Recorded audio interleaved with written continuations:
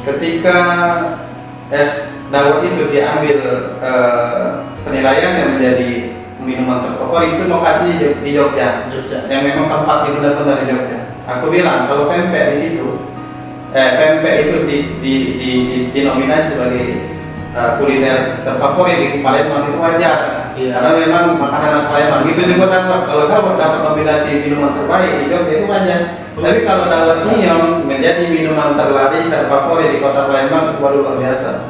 Nah itu kita dapatkan itu di bulan Januari awal tadi. Nah kalau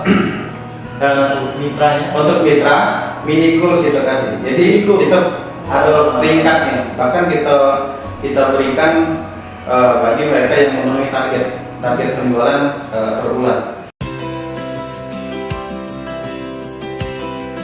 Baik, assalamualaikum warahmatullahi wabarakatuh. Sahabat DSM TV dimanapun kalian berada, pada hari ini DSM TV membuat program baru, program perdana, yaitu Mulia Podcast. Pada hari ini, podcast perdana ini kita akan membahas tentang kuliner yang lagi viral di Palembang. Alhamdulillah hari ini kita telah kedatangan tamu yang sangat inspiratif dan penggerak pengusaha muda di Palembang. Langsung saja kita sapa. Assalamualaikum Kak Iwan. Waalaikumsalam. Ustaz, membahas tentang dawet inyong. Dawet inyong sendiri pusatnya di mana, Ustaz? Kalau cerita masalah dawet inyong ini sebenarnya pusatnya itu kita sebut dengan akuarium ya. Akuarium bisnis, jadi boleh nanti disebut sebuah bisnis saat ini. Kalau dulu ini usaha biasa, usaha rumahan gitu. Tapi karena memang dikelola secara profesional dan tersistematis, jadi sedikit naik kelas dawet inyong ini. Jadi sebuah kebanggaan tersendiri saya mengelola dawet inyong ini, tidak ada selalu. Jadi walaupun nggak cuma dawet inyong, dawet cuma berlebihan, tapi manfaat tebar, kemanfaatan yang luar biasa dari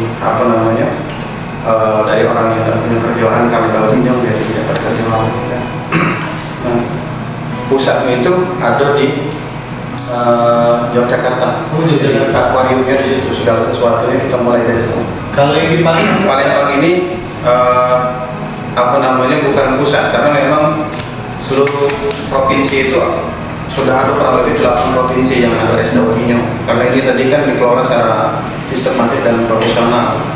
Nah, itu kalau bicara masalah pusat dari mana ya. Tapi alhamdulillah kami mendapat amanah yang dititipkan Allah SWT melalui Ustaz Raden Ahmad Afandi Syakallah itu untuk memegang untuk sebagai, kalau ibarat struktur organisasi ada owner, ada CEO ya. CEO itu chef, semacam koordinator lah ya. Yang wilayah ditentukan oleh owner untuk dia menjadi pemegang utamanya. Nah, kami alhamdulillah diamanai untuk wilayah Sumatera Selatan khususnya. Jadi kenapa kakak ini memilih berbisnis dawet inyong? Kenapa nggak yang lain? Jadi kalau ditanya kenapa memilih es dawet inyong, kenapa tidak yang lain, sebenarnya sudah banyak yang lain kita coba, baik yang berdikari sendiri maupun yang sama-sama dengan kawan yang membuat usaha. Nah, kalau dawet inyong ini memang kalau boleh kami izin mengatakan bahwa ini memang usaha kami sebenarnya milik sendiri ya. Walaupun ini di backup sama Ustaz Raden Ahmad Afandi selaku owner ya kan. Kenapa memilih ini? Sebenarnya qadarullah sebenarnya. Jadi bukan sesuatu yang direncanakan. Tetapi kalau kita punya keyakinan hidup tentang masa depan kita, apapun itu, selagi kita misalkan kita geluti pekerjaan apapun itu, selagi kita nyaman maka kita maksimalkan. Tapi ketika misalkan kita bekerja misalnya di satu tempat, tidak ada perkembangan, kita seperti itulah, misalkan kesibukan kita makin banyak, tapi feedback kita itu terasa kurang maksimal. Ini prinsip buat aku pribadi, buat saya pribadi. Maka aku harus keluar dari zona nyaman itu. Gitu. Sampai akhirnya dulu sebenarnya flashbacknya kelas baliknya itu kan di tahun 2021 puncaknya kita COVID, di mana ada kawan yang di PHK, ada yang gajinya dikurangi segala macam. Ketika bertemu dengan aku kan keluh kesah, minta gawean, minta kerjaan, atau apa ajak-ajak aku. Nah kita pun juga kan terimbas waktu itu karena waktu masih kerja kan, bingung juga nak bantu seperti apa. Ada bahkan ekstrim lagi keluarga kan, sedih kita. Sampai akhirnya aku cerita dengan istri kan, dengan rumah. Nih kira-kira usaha apa yang kita buat dalam kondisi kayak ini kita bisa bantu orang banyak, tapi tidak membebani mereka. Masya Allah, gitu.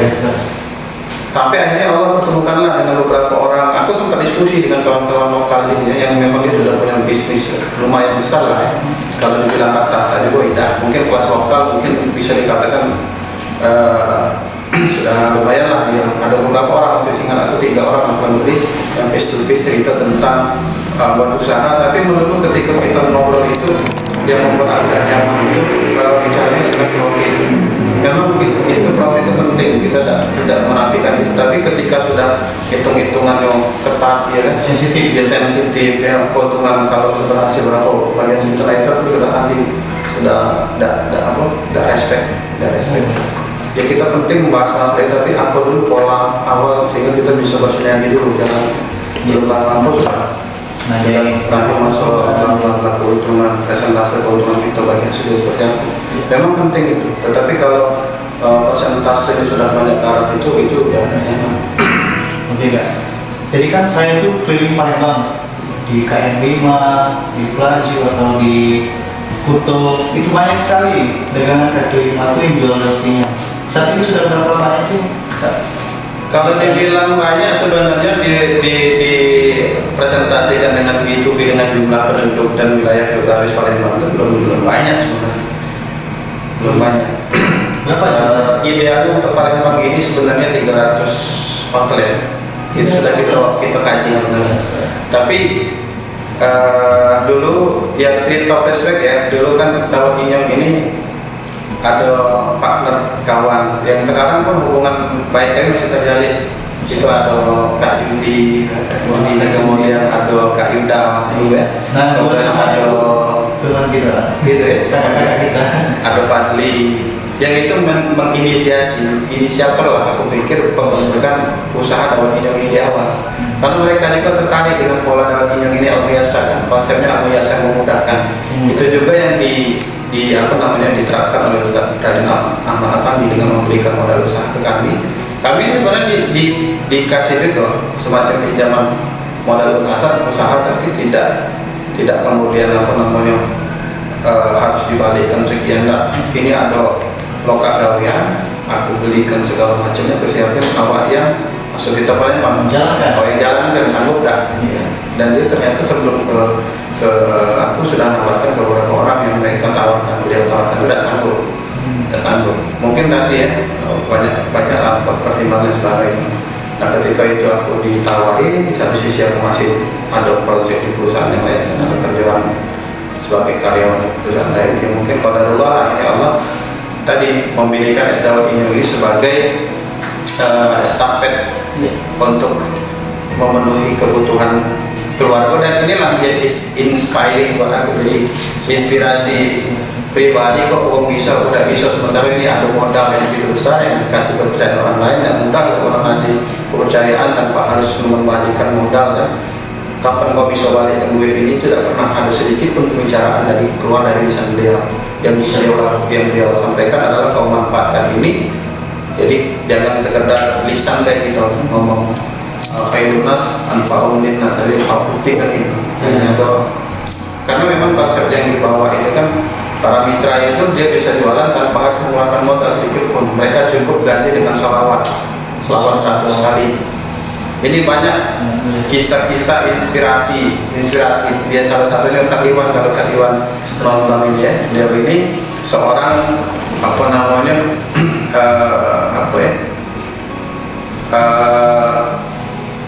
memang penggiat usaha, bukan penggiat lembaga sosial ya, lembaga sosial sama kayak DSIM ya, sama kayak DD ya, kayak DD.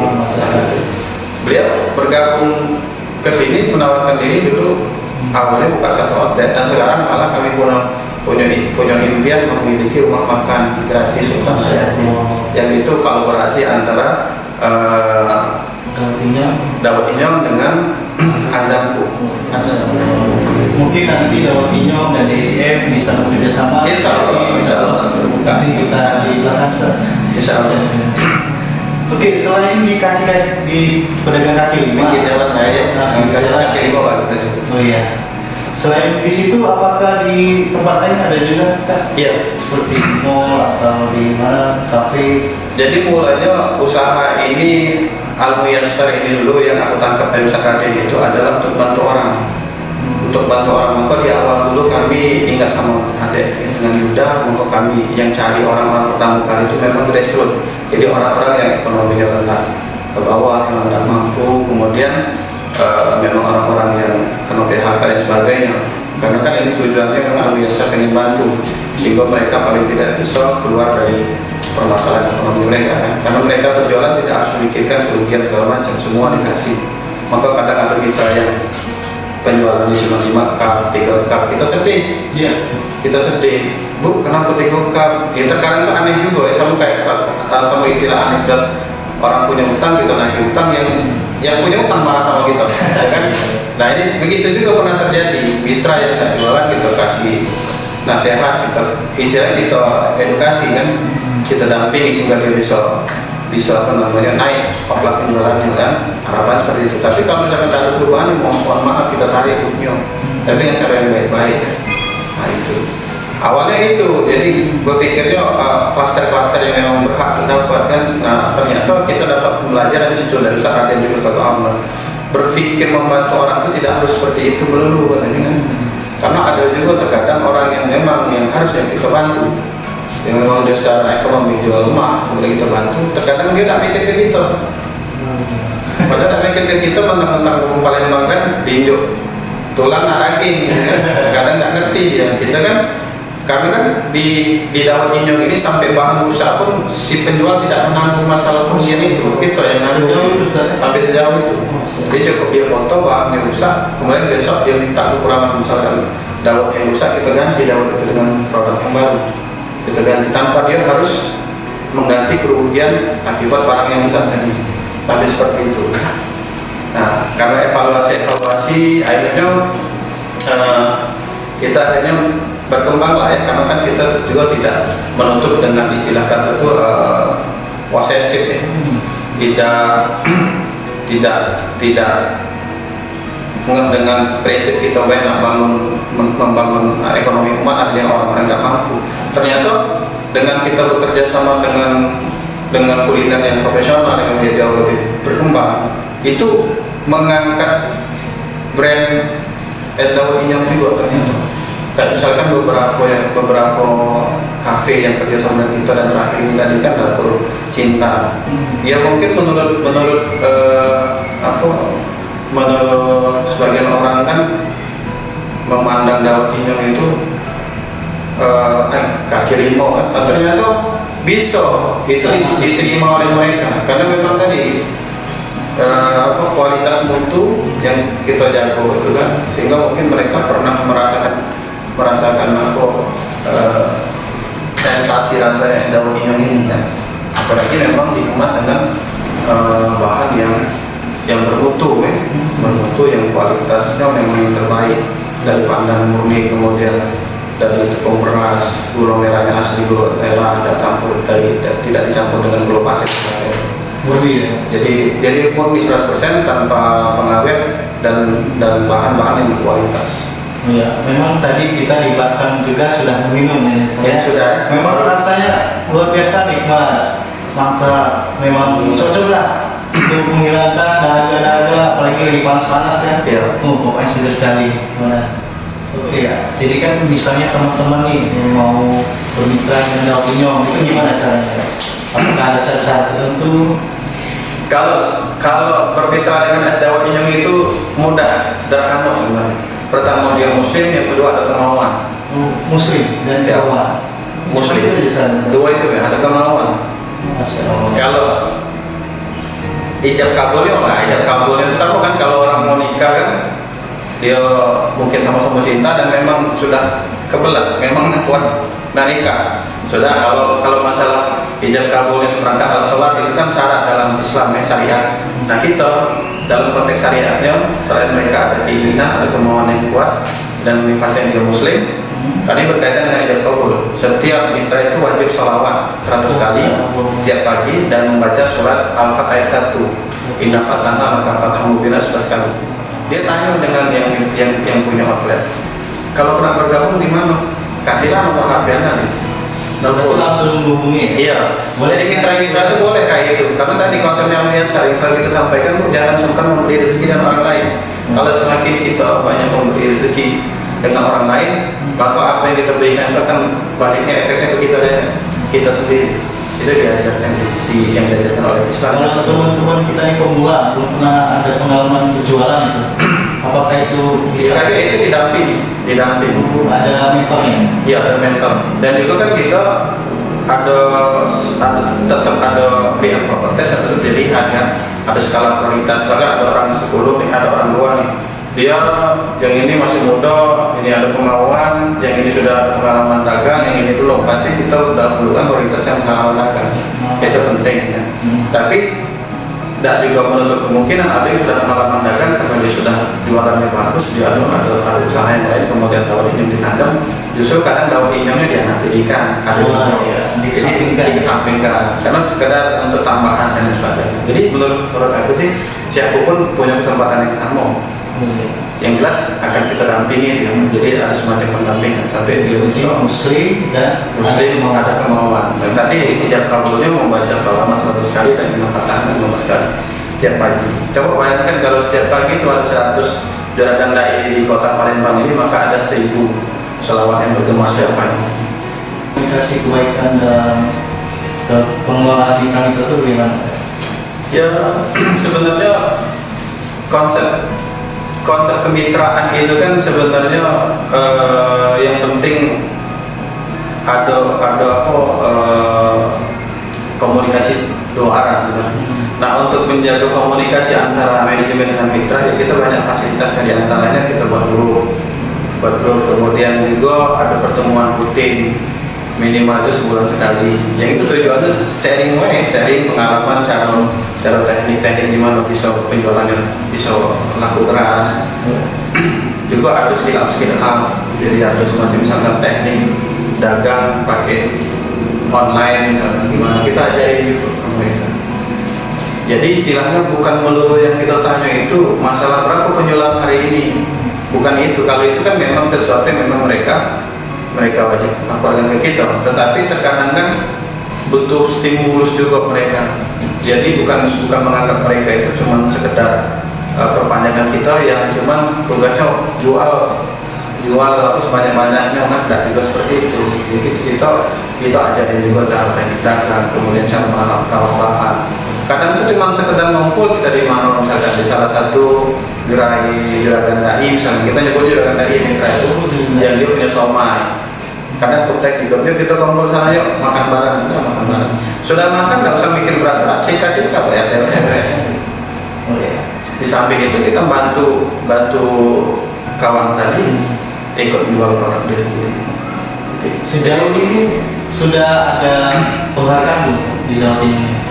Sudah. Jadi kita salah satu bentuk penghargaan kita ke yang mana nih? Penghargaan ke dawat inyam atau ke mitra? Ke dawat inyam. Kira tadi ke mitra, kalau ke mitra itu rutin gitu membeli. Ya. Nah kalau dawat inyam alhamdulillah 1 bulan terakhir ini kita dapat tiga penghargaan. Jadi penjualan terbanyak, kemudian penjualan terfavorit, ada beberapa nominasi ya kemarin. Kemudian salah satu talent istilahnya, kalau ada semacam event, kita ikut di event itu. Dawat inyam ini termasuk salah satu kuliner yang komitmen buka dari awal sampai akhir. Makanya kita kalau setiap event itu selalu diajar. Kalau kita data informasi terkadang dikabarin, ini ada event nih di PTC, ikut yuk sama-sama kawan-kawan. Terkadang itu panitia juga yang kita sudah dekat, ya sudah akrab gitu. Jadi dia mereka care juga kayak gitu. Kalau ini harapan kedepannya Dawat Inyam boleh diceritakan? Aku secara pribadi ingin menjadikan tetap ya, karena memang ini sebagai keyakinan bahwa dawet inyong ini sebagai apa namanya kuliner yang bisa tampil di depan, bukan sekedar terutama minuman, bukan sekedar di lokal tapi sampai ke mancanegara. Itu juga sudah disampaikan dengan awal juga apa namanya Ustaz Raden Ahmad Tani. Tapi memang untuk mengarah ke sana itu memang kita perlu kerja keras, kemudian kerja ikhlas, ya. kerja keras, kerja tuntas, kerja cerdas. Nah, itu mungkin biasa kita sudah biasa dapat itu ya. Apa namanya belajar tentang itu, termasuk juga dulu yang sering menyampaikan ini kawan aku tempat kerja dulu itu ownernya Zapato ya Pak Sutian, itu selalu memang benar kita harus ikhlas kerja, istilahnya ada 4 asal: kerja ikhlas, kerja keras, kerja cerdas, kerja tuntas. Jadi mudah-mudahan dawet inyong ini bisa sampai ke mancanegara, minimal untuk kelas nasional Indonesia itu jawabannya dawet Indonesia.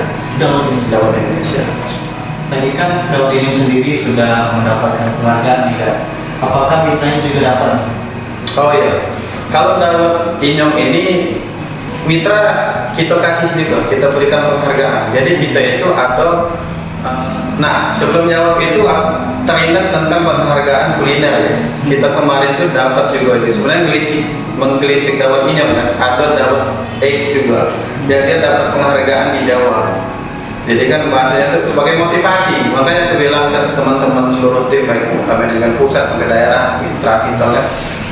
Jadikan mereka itu sebagai partnership kita, sehingga apa yang menjadi kebaikan mereka itu bisa kita tiru, bahkan kita bisa lebih baik dari mereka. Tapi jangan kalah, aku bilang kita buktikan nanti di Palembang kita bisa mendapat winner juga di sini di Palembang. Kenapa? Aku punya keyakinan karena gini, ketika es dawet itu diambil penilaian yang menjadi minuman terfavorit itu lokasinya di Jogja, yang memang tempatnya benar-benar di Jogja. Aku bilang kalau pempek di situ, pempek itu dinominasi sebagai kuliner terfavorit di Palembang itu wajar, karena memang makanan khas Palembang. Itu juga kalau dapat nominasi minuman terbaik di Jogja itu wajar. Tapi kalau dawet inyong menjadi minuman terlaris terfavorit di kota Palembang itu baru luar biasa. Nah itu kita dapatkan itu di bulan Januari awal tadi. Nah kalau untuk mitra mini goals kita kasih. Jadi kita ada peringkatnya, bahkan kita berikan bagi mereka yang memenuhi target penjualan per bulan, mau 2 orang, mau 3 orang, mau 4 orang, pernah sampai 7 orang kalau tidak salah. Itu waktu masih ada Yuda masih fokus ya. Waktu itu kita pernah kasih sampai 6 atau 7 orang. Nah mudah-mudahan itu sekarang memang yang menjadi bagian 2 orang, 3 orang, memang lagi penjualan lagi drop. Kenapa drop? Ya lagi musim hujan. Ini juga lagi enggak, kalau pandemi tidak masalah. Ini kan posisi lagi hujan. Tantangan terberat kalau es ini apapun bentuk esnya itu hujan. Tapi selalu motivasi ke teman-teman mitra-mitra, jangan menjadikan itu menjadi keluh kesah kita. Karena hujan itu Allah yang menentukan, rezeki Allah yang menentukan. Jadi tetaplah kita bersemangat, tetap bergiat untuk mendapatkan rezeki dari Allah. Jangan pernah kita membatasi, aduh hari ini hujan, besok hujan lagi dah, besok mau jualan setengah paket deh, setengah paket. Jangan, biarlah semaksimal mungkin bisa kita kerjakan. Jangan membatasi rezeki dari Allah SWT untuk kita.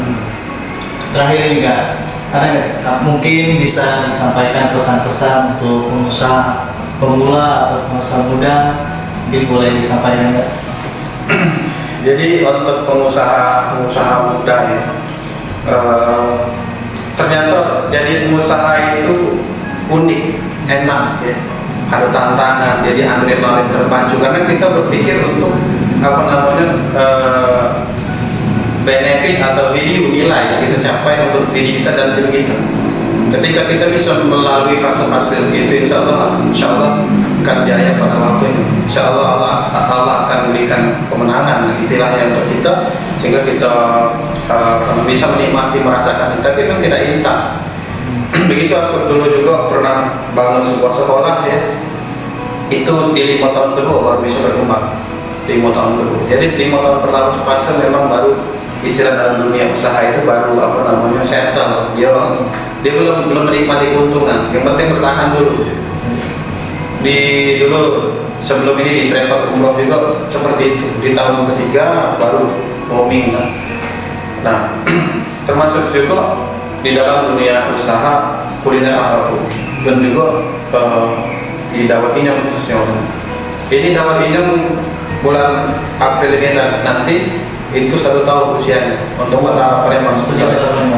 Tapi dengan kata kawan-kawan, wah luar biasa, sudah banyak, sudah dikenal, sudah masuk mall, sudah masuk ini, bagian belum apa-apa, masih biasa-biasa kayak, masih kalah jauh dengan kawan-kawan yang lain.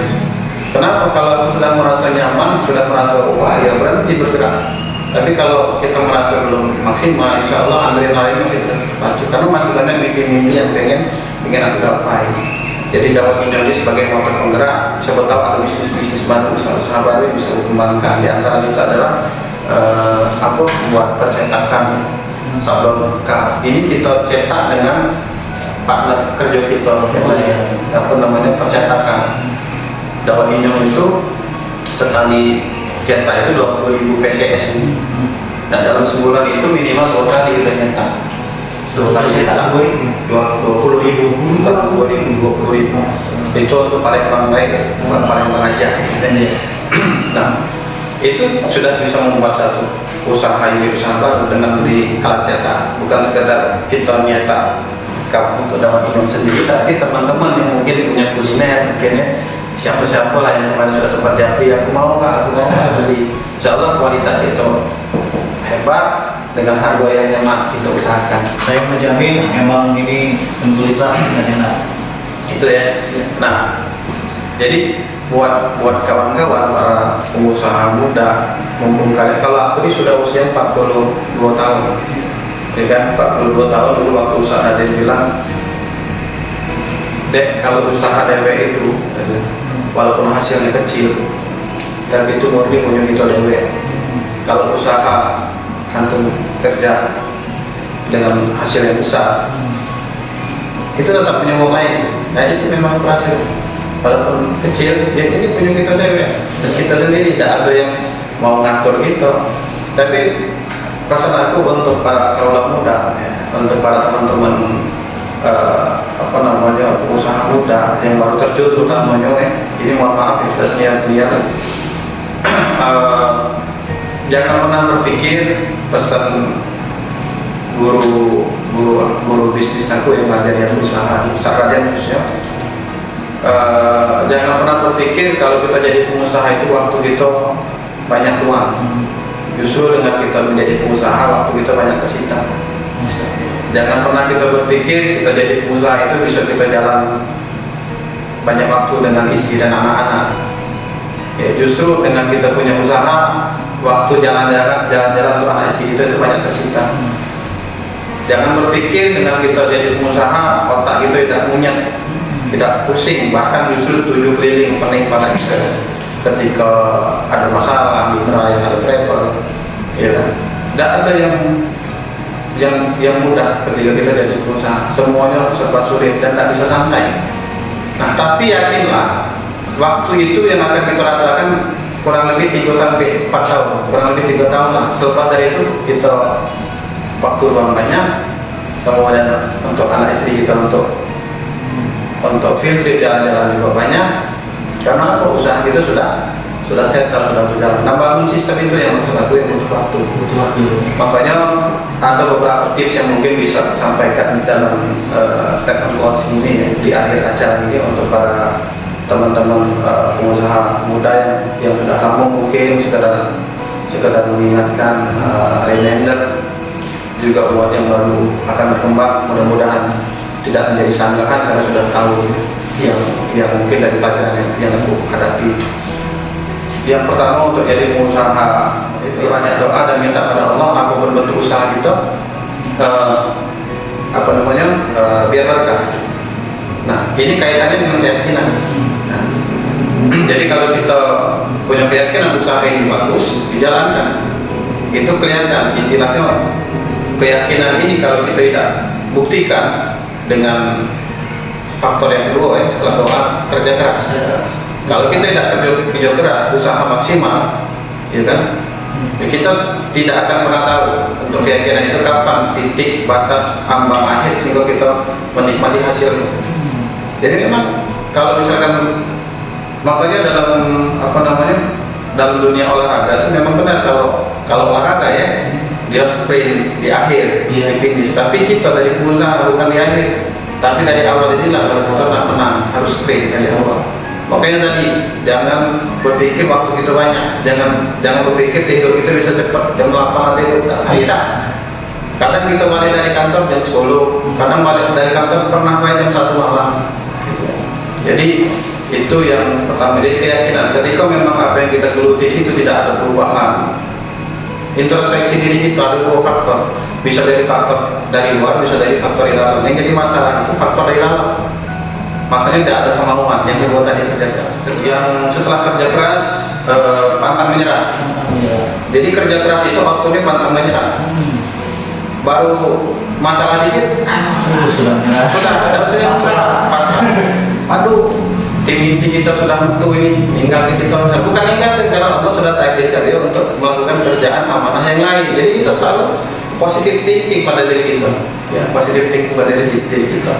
Nah, yang ketiga sudah tadi kerja keras, kedua kerja keras, setelah doa kerja keras, kemudian tidak pantang menyerah, ya, pantang menyerah. Yang ketiga itu kembangkan ide. Jadi kita sudah kerja keras, kita sudah pantang menyerah, maksudnya justru ketika ada masalah yang kita dapatkan itu outputnya seperti seharusnya dapat hal yang positif baru, bukan menambah masalah baru. Ya kan? Ketika ini nih, nah misalkan aduh macet, bahan tidak ada ini, akhirnya kita telat ini pengiriman bahan ke kita sehingga mitra tidak bisa jual. Nah, harusnya itu bukan menjadi masalah, harusnya jadi output masukan baru. Berarti kalau nak kita harus punya produk, kita harus nyetak sendiri nih, harus punya mesin dewek. Nah itu yang maksudnya yang ketiga, yang keempat itu kreatif, punya ide-ide baru untuk membangun usaha kita. Nah, yang keempat, yang kelima itu optimis. Jadi optimis, yakin tadi optimis, percaya diri, yakin tak bisa jalankan terus tahun ini, insya Allah yakin terus. Gitu. Nah, setelah optimis, profesional.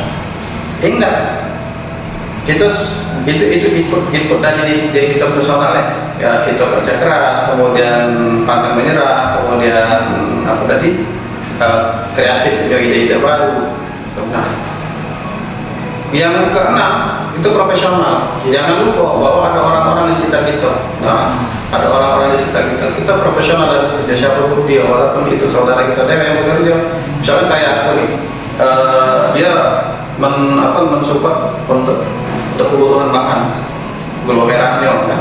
Itu harus profesional, jangan ada dewek misalkan bukan kualitas yang bagus, dia main-mainkan bahan, jangan kita tegur. Kalau masih seperti ini, cari yang lain. Jadi boleh kita bantu orang lain ketika tidak profesional, jangan kita biarkan. Justru itu tidak adil. Itu kasih pembelajaran. Jadi gitu. Kemudian yang terakhir selain profesional, tekun. Jadi tekun. Tekun itu apa? Ya tekunlah belajar itu kan. Jadi memang ikhwan di sini, kalau bahasa Islam itu ikhwan. Teguh, pendirian, dia tidak pantang menyerah, apapun yang terjadi dia terus berjalan. Nah itu mungkin nasihat, bukan nasihat ya, pesan singkat dari kami lah ya, para usaha muda. Oke, begitulah teman-teman sahabat DSM TV, kita bisa belajar dari kisah-kisah yang telah diceritakan tadi oleh Kak Ilham. Mungkin kita dapat mengembangkan lagi potensi diri kita dalam berbisnis. Ada satu hal yang pasti, usaha tidak mengkhianati hasil, tetapi doa menyempurnakan. Baik, terima kasih Pak Ilham sudah meluangkan waktunya datang hadir ke sini. Semoga kisah yang telah kita ceritakan ini dapat bermanfaat bagi orang lain. Terima kasih Ustaz. Assalamualaikum warahmatullahi wabarakatuh. Waalaikumsalam warahmatullahi wabarakatuh.